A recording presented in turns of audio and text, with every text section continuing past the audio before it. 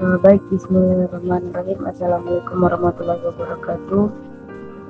Maka nama saya Muni Pumalasari dari kelas 3C D3 Akuntansi IP 1901072032. Baiklah, saya akan mempresentasikan proposal rancangan tugas akhir saya yang berjudul penyusunan laporan keuangan recapitulasi menggunakan aplikasi ABS Accounting versi 25. Yang pertama, di sini ada pendahuluan. Pada zaman sekarang ini, perkembangan ilmu pengetahuan dan teknologi semakin pesat. Perkembangan ini tentunya memberikan pengaruh yang sangat besar pada segala bidang. Seiring dengan hal tersebut, perkembangan laporan keuangan menggunakan komputerisasi juga merupakan dampak dari pesatnya perkembangan tersebut, di mana penyusunan laporan keuangan tidak lagi membutuhkan waktu lama dan proses yang manual seperti sebelumnya, tapi dapat dilakukan secara otomatisasi dengan menggunakan aplikasi khusus yang dirancang untuk penyusunan laporan keuangan tersebut, sehingga dapat memudahkan entitas dalam penyusunan laporan keuangannya. Laporan keuangan merupakan suatu media untuk mengetahui keadaan finansial suatu perusahaan pada suatu periode. Laporan keuangan harus disusun secara sistematis, terperinci, jelas, dan akurat. Laporan keuangan harus sesuai dengan aturan penyajian yang sudah ditentukan, sehingga laporan keuangan tersebut jelas dan dapat dimengerti. Dalam bidang akuntansi, banyak aplikasi yang dapat digunakan untuk mempermudah akuntan untuk mendapatkan atau menghasilkan informasi keuangan dengan cepat, tepat, dan akurat. Ada beberapa aplikasi yang dapat digunakan untuk membantu perusahaan dalam penyusunan laporan keuangan. Salah satunya aplikasi yang bisa dimanfaatkan untuk membuat laporan keuangan ini adalah ABS Accounting. ABS Accounting merupakan software aplikasi komputer yang otomatis membuat laporan keuangan perusahaan selama periode tertentu.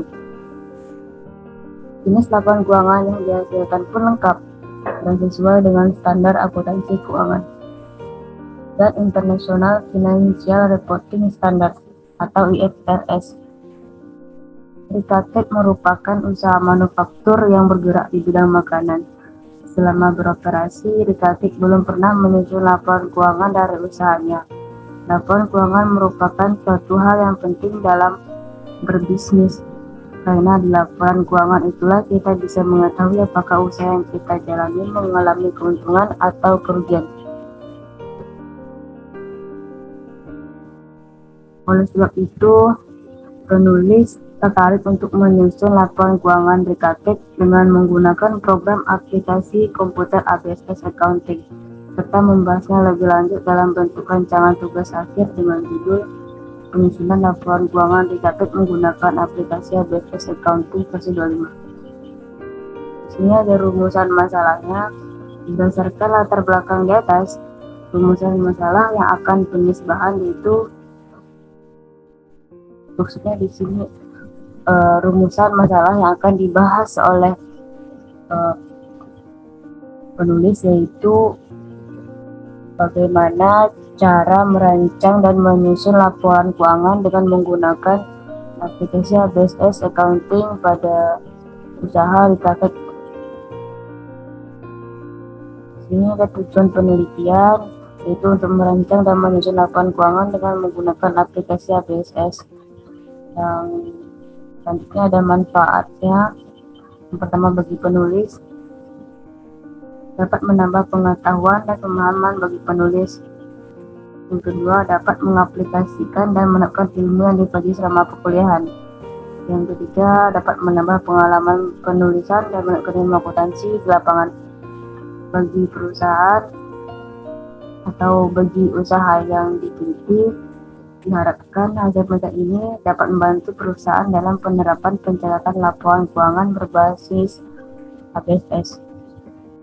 Bagi membaca, diharapkan hasil penelitian ini dapat digunakan sebagai literatur menginvestigasi dan menambah pengetahuan di dalam bidang akuntansi. Selanjutnya ada metode penelitian. Penulis menggunakan dua metode, yaitu wawancara dan studi pustaka. Wawancara ini dilakukan dengan tujuan agar penulis mendapatkan informasi yang benar, tepat, dan lengkap mengenai semua kegiatan dan hal yang pada terjadi pada DKP.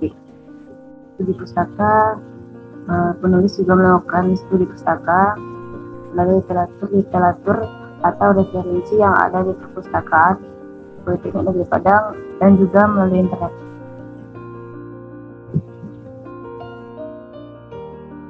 Baik, akan saya lanjutkan. Di sini ada bab 2, yaitu tinjauan pustaka. Pertama, saya akan jelaskan definisi akuntansi terlebih dahulu. Secara garis besar, akuntansi adalah suatu proses yang diawali dengan mencatat, mengelompokkan, mengolah, menyajikan data, serta mencatat transaksi yang berhubungan dengan keuangan. Dengan demikian, informasi tersebut dapat digunakan oleh seorang yang ahli di bidangnya dan menjadi bahan untuk mengambil suatu keputusan. Ada beberapa pendapat ahli mengenai definisi akuntansi. Yang pertama ada dari Donald E. Chiso, yang menurutnya akuntansi terdiri dari 3 macam kegiatan yang mendasar, yaitu pencatatan, mengidentifikasi, serta pengkomunikasian kegiatan ekonomi sebuah organisasi kepada semua pihak yang memiliki kepentingan.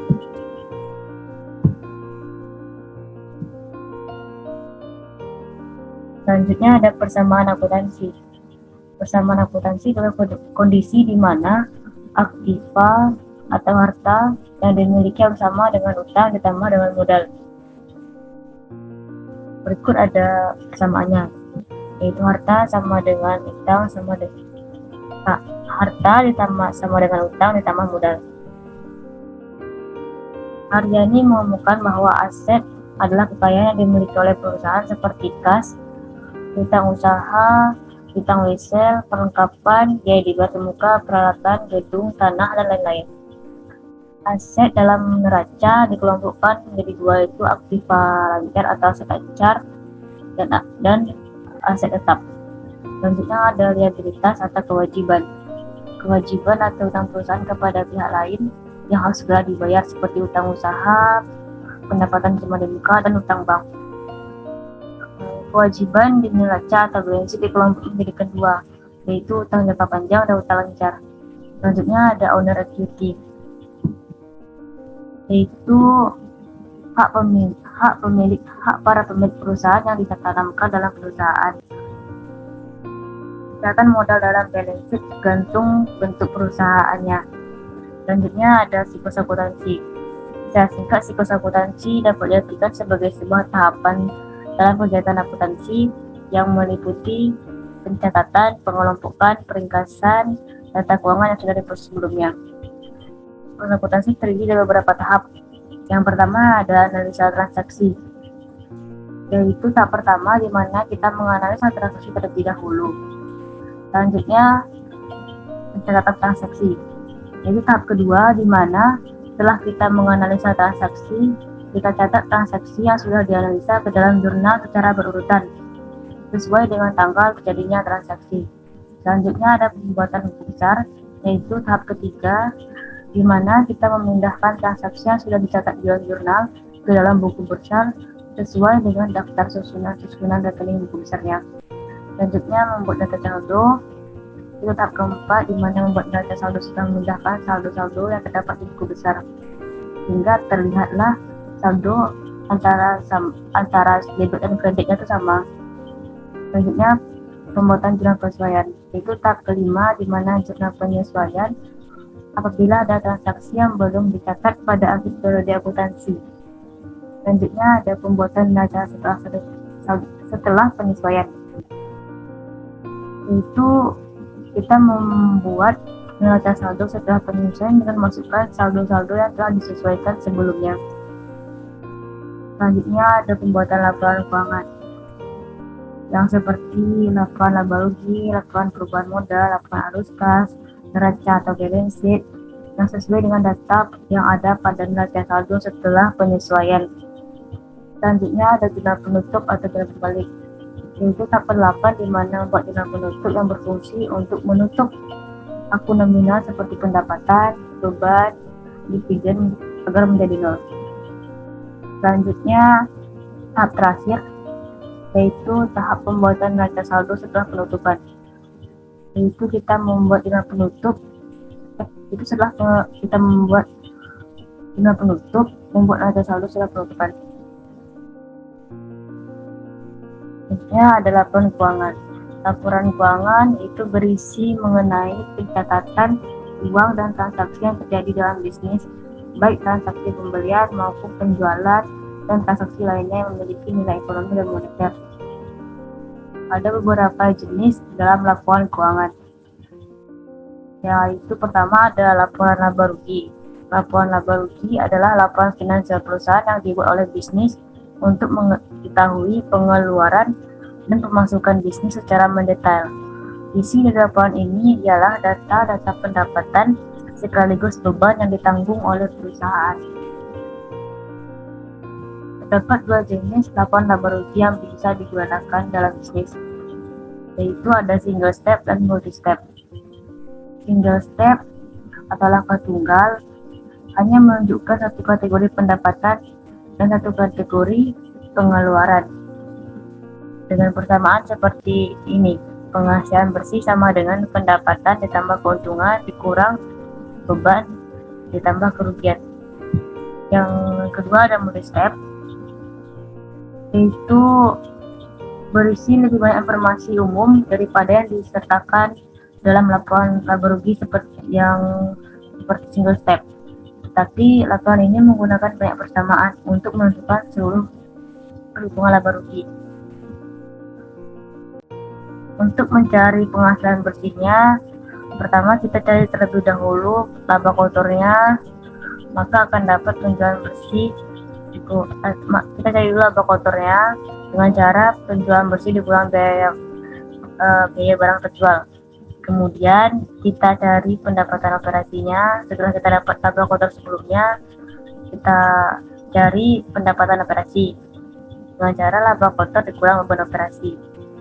Setelah dapat pendapatan operasi, kita akan cari penghasilan bersihnya dengan cara penghasilan operasi atau pendapatan operasi kita cari sebelumnya ditambah item non operasi. Selanjutnya ada perubahan modal. Perubahan modal dalam laporan keuangan perusahaan adalah data yang menggambarkan perubahan baik berupa peningkatan atau penurunan aktiva bersih selama satu periode. Laporan ini dibuat setelah laporan rugi, karena laba neto atau rugi neto periode harus dilaporkan di laporan ini.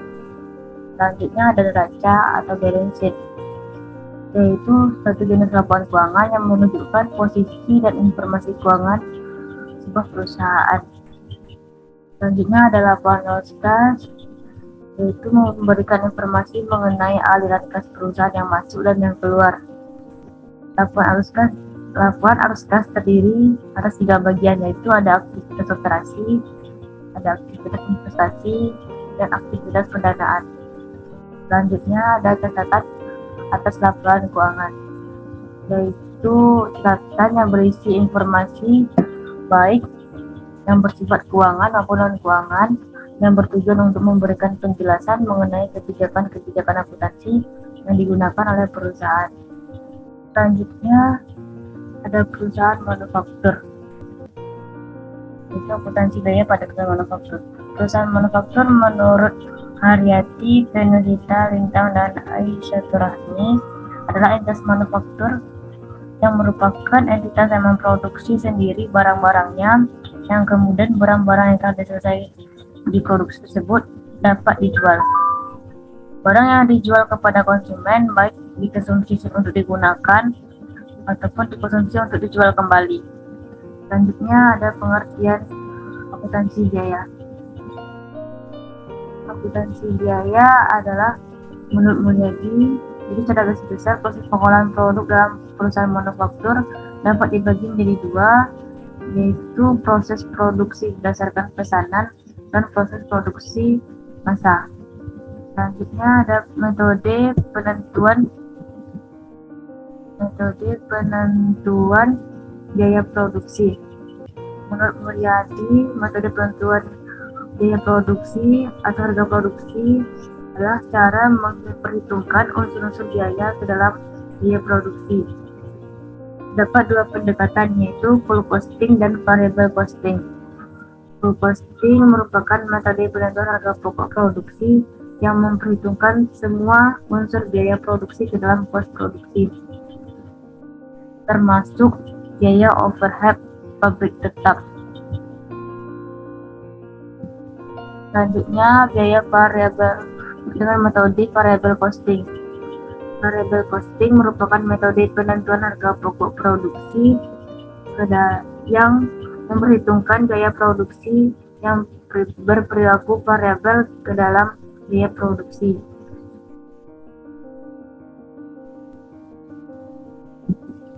Biaya variabel tadi rumusnya seperti ini untuk mencarinya.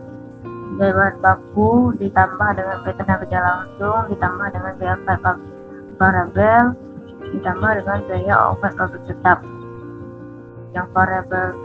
Yang variabel costing yaitu biaya bahan baku ditambah biaya tenaga kerja langsung ditambah biaya overhead pabrik variabel. Tidak dimasukkan biaya overhead pabrik tetap, maka dapatlah biaya produksinya. Selanjutnya, memperhitungkan harga pokok produksi. Metode harga pokok produksi menurut karakteristik metode perhitungan harga pokok produksi terdiri dari dua, yaitu ada harga pokok pesanan dan harga pokok proses. Karakteristik menurut Mulyadi harga pokok pesanan adalah yang pertama, proses pengolahan produknya terjadi secara terputus. Jika pesanan yang satu selesai dikerjakan, proses produksi akan dihentikan dan dimulai kembali apabila ada pesanan berikutnya. Kemudian produk yang dihasilkan sesuai dengan spesifikasi yang ditentukan oleh perusahaan. Jika ada produksi tujuan untuk memenuhi pesanan saja, bukan untuk memenuhi persediaan gudang. Selanjutnya ada metode pengumpulan biaya produksi dengan metode harga pokok pesanan yang digunakan dalam perusahaan. Produksinya berdasarkan pesanan memiliki karakteristik sebagai berikut. Perusahaan memproduksi berbagai macam produk sesuai dengan keinginan pemesan, dan setiap produk tersebut yang dihitung harga pokok produksi secara individual. Yang kedua, biaya produksinya digolongkan berdasarkan hubungannya dengan produk menjadi dua, yaitu ada biaya produksi langsung dan biaya produksi tidak langsung. Dan selanjutnya, itu ada metode yang kedua ada metode harga pokok proses. Itu menurut Mulyadi adalah metode yang biaya-biaya produksinya dikumpulkan untuk periode tertentu, dan biaya produksi persatuan produk yang dihasilkan dalam periode tersebut dihitung dengan membagi total biaya produksi persatuan produk yang dihasilkan dalam periode yang bersangkutan. Perusahaan yang menggunakan metode harga pokok produksi proses menghasilkan produk yang homogen, bersifat standar, dan tidak tergantung pada spesifikasi yang diminta konsumen. Sedangkan biaya-biaya produksi yang dikumpulkan untuk periode tertentu dan harga pokok produksi persatuan produk yang dihasilkan dalam periode tersebut dihitung dengan cara membagi total biaya produksi untuk periode tersebut dengan jumlah satuan produk yang dihasilkan dalam periode yang bersangkutan. Selanjutnya ABSS. Sesuai dengan judulnya tadi, penyusunan laporan keuangan menggunakan ABSS. Gambaran umum dari ABSS adalah program aplikasi komputer yang otomatis membuat laporan keuangan dengan memasukkan transaksi-transaksi perusahaan selama periode tertentu. Jenis laporan yang dihasilkan lengkap dan sesuai dengan standar PSAK dan IFRS. Berikut sedikit sejarah mengenai ABSS. Dan selanjutnya ada beberapa keunggulan dari ABSS, yaitu software aplikasi yang mudah dimengerti oleh orang awam dan tidak mempunyai pengetahuan mendalam tentang komputer. Kemudian ada pembuatan laporan keuangan secara otomatis, lengkap dan akurat. Kemudian ada kemampuan menampilkan data secara cepat dan mudah, dan software ini dilengkapi dengan kapasitas untuk menampilkan data secara cepat dan mudah pada layar komputer atau dicetak. Sistem keamanan yang memadai. Kemudian laporan keuangan yang diaktifkan dengan Microsoft Excel, Word, PDF, dan sebagainya. Selanjutnya fasilitas dalam ABSS. Yang pertama ada menu baris. Dalam menu baris terdapat file, ada edit, ada list, ada command centris, ada setup, ada report, Windows, dan help.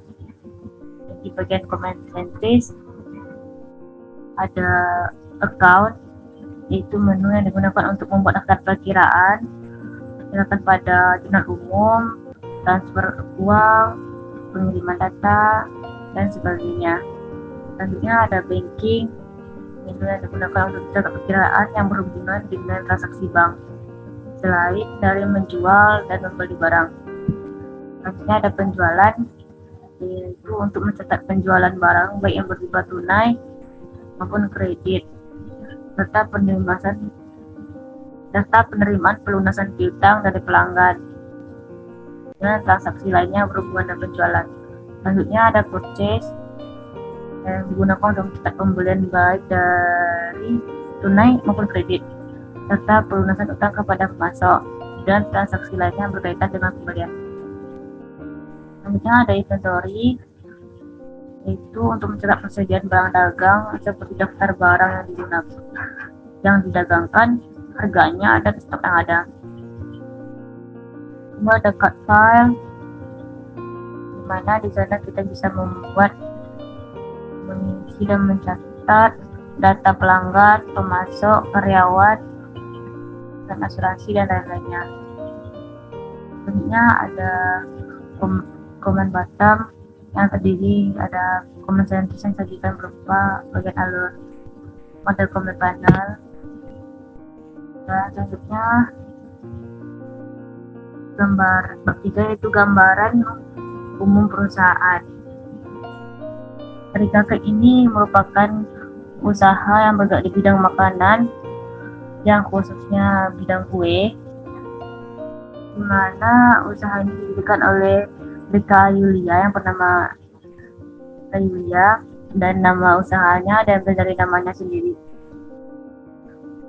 Usaha ini beralamat di Jalan Lunang Silaut, Kecamatan Lunang, Kabupaten Pesisir Selatan, Provinsi Sumatera Barat.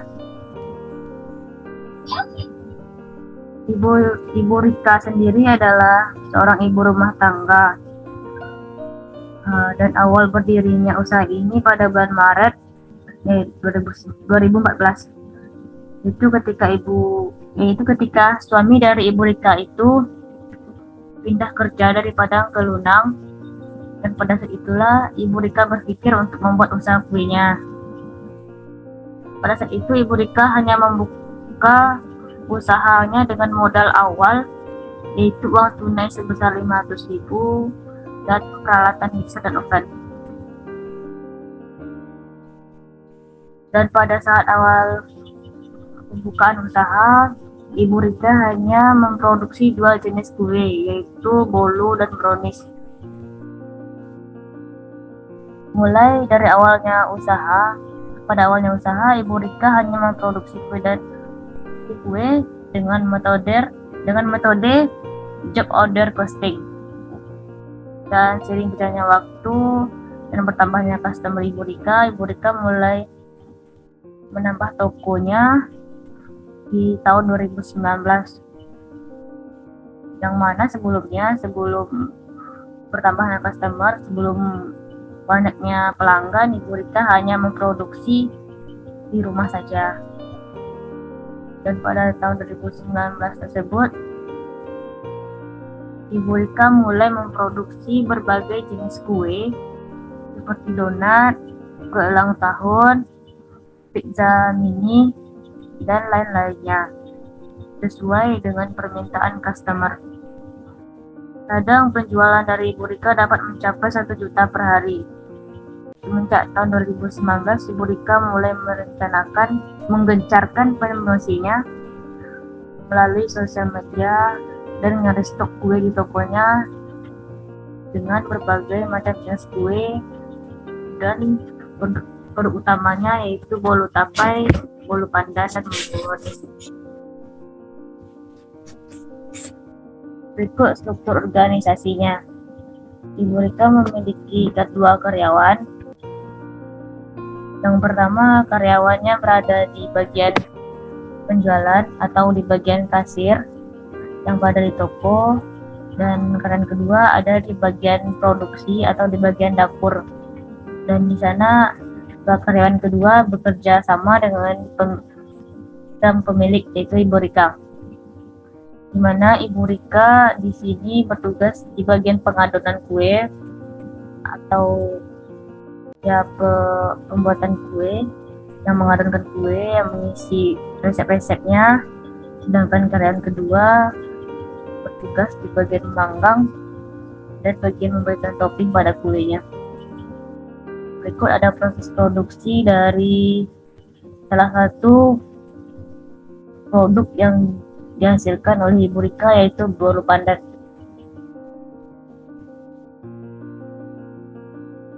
Baiklah, terima kasih atas perhatiannya. Akhiri, wassalamualaikum warahmatullahi wabarakatuh.